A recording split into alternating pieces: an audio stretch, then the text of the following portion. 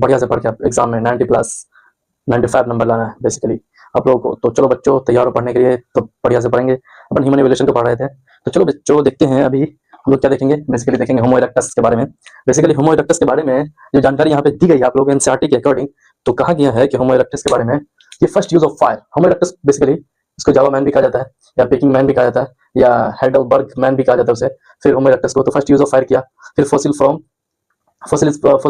जावा इन 18, यानी उसका जो फॉसिल पाया गया कहाँ से, जावा में, वो भी 1891 में, तो इसलिए उसे जावा मैन भी कहा जाता है। ठीक है बच्चों, तो पिकिंग मैन भी कहा जाता है और हेडलबर्ग मैन भी कहा जाता है। ठीक है बच्चों, अपन होमो इरेक्टस के बारे में इतनी सी जानकारी साझा कर लिए। चलो बच्चों आगे बढ़ते हैं। अब चलो अब देखते हैं होमो सेपियंस के बारे में, पढ़ेंगे बहुत सारी चीजों को बच्चों। होमो सेपियंस के बारे में सबसे पहले देखेंगे वो 3 टाइप के होंगे होमो सेपियंस। कौन कौन सा, इसको बोलते हैं नियंथल जिसको बोलते हैं नियंथल मैन का जो कहा जाता है, उसका जो ब्रेन क्रेनियल कैपेसिटी जो थी 1400 यानी 1400, सिमिलर टू मॉडर्न मैन कहा जाता है। मॉडर्न मैन की तरह उसकी क्रेनियल कैपेसिटी थी बेसिकली 1400। ठीक है बच्चों, नियंथल उसको बोलते हैं नियंथल, थोड़ा अच्छे से प्रोनाउंसिएशन कर लेना, नियंथल से बोल देते हैं neanderthal. Live in east and central Asia, वो कहाँ रहता था बेसिकली, तो वो रहता था ईस्ट और सेंट्रल एशिया में। तो उसके बारे में ये सारी जानकारी है जो कि जानना बहुत जरूरी है। वो सारी चीज एनसीईआरटी का पॉइंट है, डिक्टो भाई।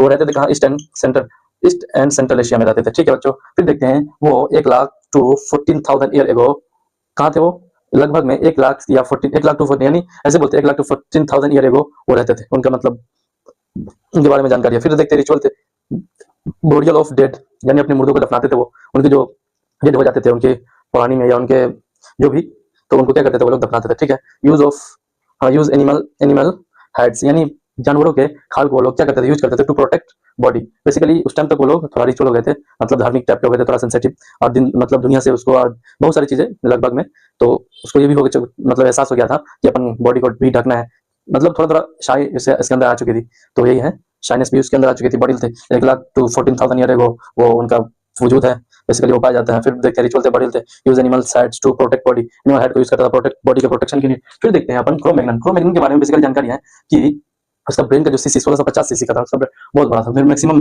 उसकी मैक्सिमम है कैपेसिटी। फिर देखते हैं किसने क्या किया था, डोमेस्टिकेशन ऑफ एनिमल, यानी बेसिकली वो जानवर भी पालना स्टार्ट कर दिया। जैसे जैसे अडॉप्ट करना स्टार्ट किया, तब धीरे धीरे नीड्स बढ़े, देखा कि अपन क्या भी कर सकते हैं, तो दिमाग बढ़ा, थोड़ा थोड़ा ब्रेन क्रेनियल कैपेसिटी भी बढ़ गया, तो थोड़ा थोड़ा अपने दिमाग का सेंस का अच्छे से यूज करना स्टार्ट कर दिया, और कहा कि अरे जानवर ये डोमेस्टिकेशन करने लगा, बोले ये गाय, इससे बहुत बेनिफिट है, उसके दूध को यूज कर सकते हैं अपन, पी सकते हैं। फिर भैंस को यूज किया, मतलब बेसिकली जानवर को लोग पालना स्टार्ट कर दिया था उस टाइम पे। फिर उसके बाद एक मिलता है गुफा, जो कि 18,000 ईयर एगो की बात है, इसके बारे में कहते हैं 18,000 ईयर एगो पुरानी है। फिर देखते हैं कि जिस गुफा का नाम है भीमबेटका रॉक शेल्टर उसको कहा जाता है। फिर ये कहाँ पाया जाता है, तो डिस्ट्रिक्ट रेसिंग, एमपी के रेसिंग डिस्ट्रिक्ट में, बेसिकली मध्य प्रदेश के रेसिंग डिस्ट्रिक्ट में कहा जाता है कि वो है। ठीक।